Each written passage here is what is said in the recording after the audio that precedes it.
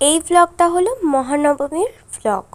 তো আমি খুবই সিম্পল সেজেছিলাম আর সবাই মোটামুটি ভালোই সেজেছিল, আমি সিম্পল একটু সেজেছিলাম।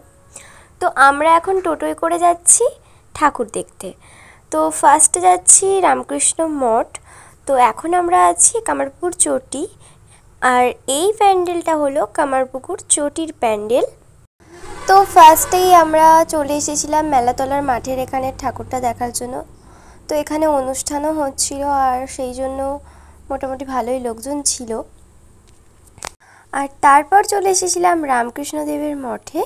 তো দেখো কত সুন্দর করে সাজানো হয়েছিল।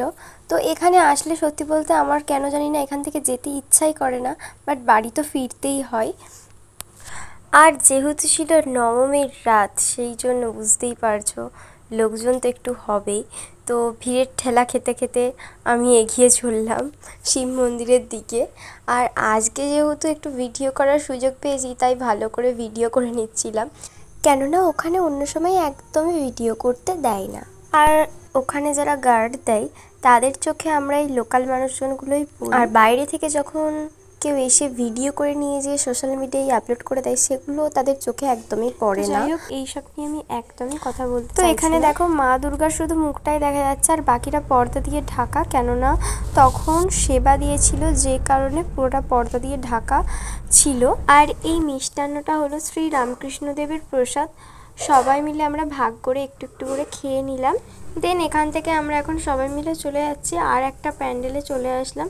এখানে হচ্ছিল ডান্স প্রোগ্রাম, সেই জন্য এখানে মানুষজন ভিড় করে দাঁড়িয়েছিল। তারপরে চলে আসি শ্রীপুরের প্যান্ডেলটাই। হ্যাঁ, এর আগেও আমি এসেছি, বাট সেটা দিনের বেলা এসেছিলাম, আর এখন আমি আসছি রাত্রিবেলা। রাত্রিবেলা একটু বেশি সুন্দর লাগছিল প্যান্ডেলটা। আর যদি বলি কামারপুরের সব থেকে ভালো প্যান্ডেল হয়েছে কোনটা, তাহলে বলবো এই শ্রীপুরেরটা আর সারদাপল্লীর যেই প্যান্ডেলটা হয়েছে সেইটা।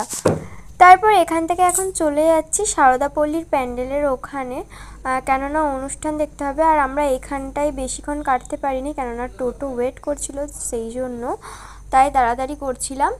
আর এখন চলে এসেছি অনুষ্ঠান প্রায় শেষের দিকে, মানে একদমই শেষ মুহূর্তে আমরা এসে পৌঁছেছি।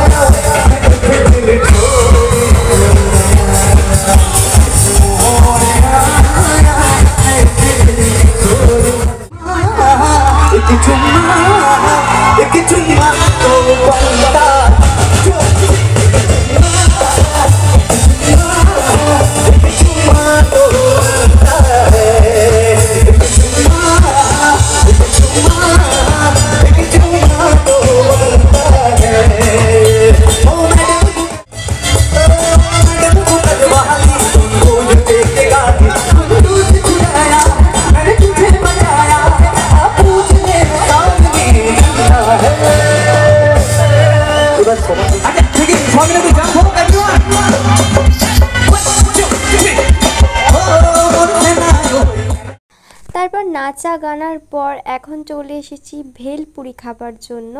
তো এখানেই বসেছিল ভেলপুরির দোকান, তো সেটাই ট্রাই করছিলাম কেমন খেতে। তো আমি মাকে জিজ্ঞাসা করছিলাম যে সত্যি সত্যি রিভিউ দেবে কেমন টেস্ট। তো মা বলে কিনা আলো না খেতে, আর আমার তো একদমই বাজে লেগেছে ভেলপুরিটা, আমার একটুকুনো ভালো লাগেনি। আর এই যে পাঁশকুড়ার চপ নিয়ে এসেছিলাম, এটার দাম নিয়েছিল 10 টাকা করে পিস। আর এই লুকটা হলো আবার দশমীর দিনের লুক। তো দশমীর দিন আমরা আবার বেরিয়ে পড়েছিলাম সবাই মিলে রেডি হয়ে প্রোগ্রাম দেখার জন্য। তো সেদিনে আসছিল নীলায়ন দা।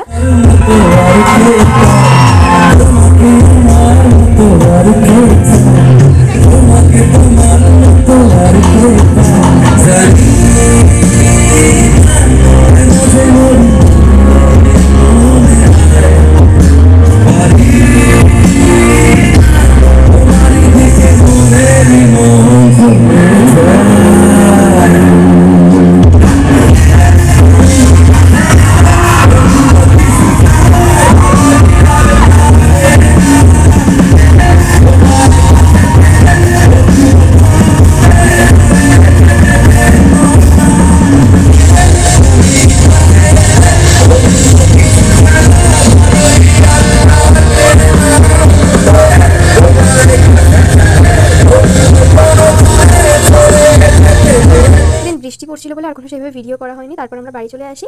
আর আজকের ব্লগ এটুকুই, আবার নেক্সট কোনো ভিডিও নিয়ে আসবো। ততদিন সবাই ভালো থেকো, সুস্থ থেকো। আর শুভ বিজয়া দশমীর আমার বড়দের প্রণাম আর ছোটদের অনেক অনেক ভালোবাসা। টাটা।